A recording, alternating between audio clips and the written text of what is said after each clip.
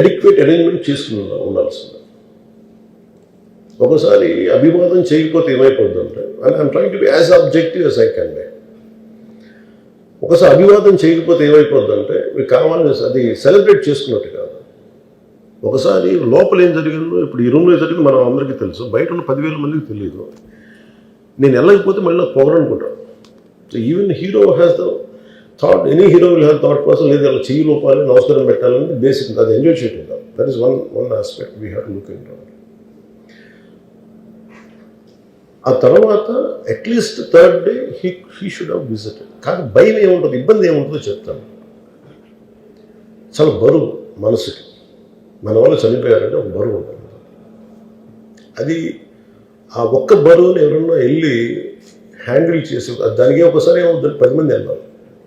Maybe they should have taken అలోజన్, వెళ్ళి కూర్చొని మాట్లాడి తప్పు జరిగిపోయింది, మా ప్రమేయం లేకుండా తప్పు జరిగిపోయింది, వీఆర్ సారీ, మా సాలిడారిటీ చూపిస్తున్నాం, వెళ్ళి ఆ బిడ్డ కోసం వెళ్ళి మహంకాళం గుడిలో ప్రార్థన చేస్తున్నారు. There are many ways to say that I'm sorry, though నా తప్పు లేదు, కానీ నేనున్న పరిస్థితులు నా ద్వారా జరిగింది కాబట్టి ఇది వాళ్ళ టీం చేసి ఉండాల్సింది, the producers. And also because మీరు బ్లేమింగ్ వన్ యాక్ట్, ఒక హీరోని బ్లేమ్ చేయడం రైట్ కాదు.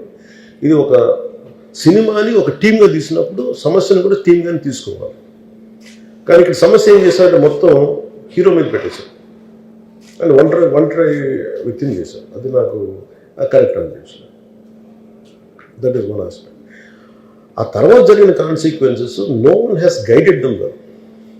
ఆ తర్వాత జరిగిన జైలులో వన్స్ కేసు పెడితే and we don't question police, even if it is me who don't done the same thing without a doubt. He's right. అదేంటంటే it is not who you are, it is what happen through you. And sometimes you want to send a message. అలాగే ఆయన మీరు అనుకుంటుంది ఏంటంటే, చాలాసార్లు అడిగారు ఆయన పేరు చెప్పలేదని ఇవన్నీ. I think he's beyond all that. చాలా అది చాలా lame reason, a man of that state. ఎందుకంటే ఆయన నిజంగా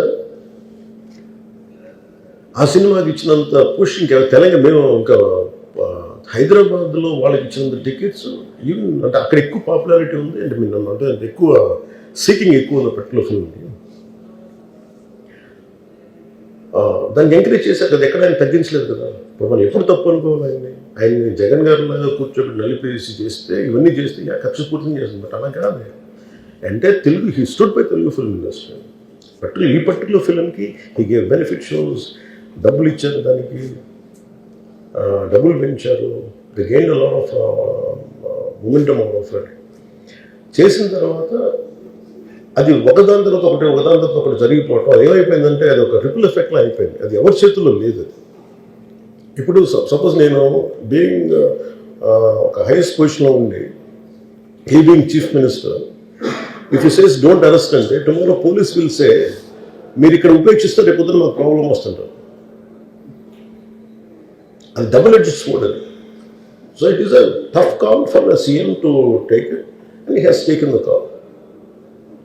సో ఇవన్నీ చూస్తే సింపుల్ ఏమనిపించిందంటే ఎక్కడో ఒక మానవతా దృక్పథం లోపించింది ఓవరాల్గా. అండ్ కొంత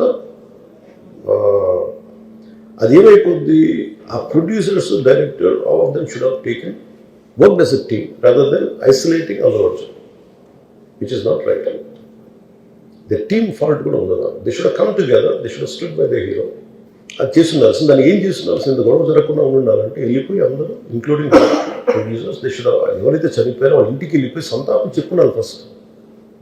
అది టీం చెప్పుండొచ్చు కదా, వాళ్ళు చెప్పలేదు అదొకటి. సో దాని తర్వాత జరిగినవన్నీ ఏమైపోతుంది, ఇట్ ఇస్ ఆల్ అబౌట్ జనం తిడతారు, రేవంత్ రెడ్డి గారు నువ్వు ఈ పని చేయలేదు, నువ్వు హీరోలా అంటారు. ఇంక దానికి అండ్ అది కొన్ని పార్టీ పరంగా అనుకుంటే అర్జున్ గారి అంకుల్ వాళ్ళ is a Congress man.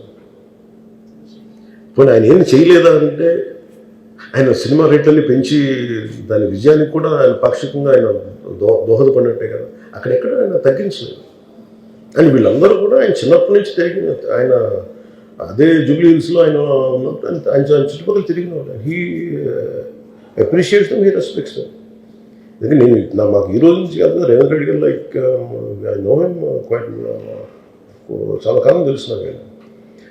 And always he drops a name Ram Charan కానీ మిగతా హీరోస్ కానీ ఎవరైనా సరే, ఇంక్లూడింగ్ రాణాతో సహా, ఆ జూబ్లీ హిల్స్ ఏరియాలో తిరుగుతున్నప్పుడు ఈయన కొంచెం సూపర్ సీనియర్ అనుకోండి వీళ్ళందరికీ.